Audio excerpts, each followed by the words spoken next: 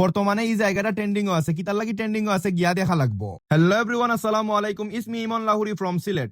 এই জায়গায় যাওয়ার লাগি আমরা রওনা দিলাইছি। এত সুন্দর পরিবেশ, আসলে আমরা এটা কোনো সময় কল্পনাও করছি না। যে সুন্দর রাস্তার দুই পাশে দিয়ে হাওর বাতাসের সময় গাত লাগে, এই রাস্তায় বাইক চালাইতে আলাদা ফিল হয়, যেটা বাইক চালাই বাড়াইলে বুঝতে পাররা। হাওরের শীতল বাতাস খাইয়া আমরা গন্তব্য স্থান ইয়া পৌঁছে গেছি। আসলে রাস্তা সুন্দর থাকার কারণে আমরা কেমনেতে ইয়া পৌঁছেছি আমরা নিজেও কইতাম পারি না। বর্তমানে এই ব্রিজটাকে কেন্দ্র করিয়া এই জায়গাটা পর্যটক কেন্দ্র হিসাবে অনলাইনে পরিচিতি লাভ করছে।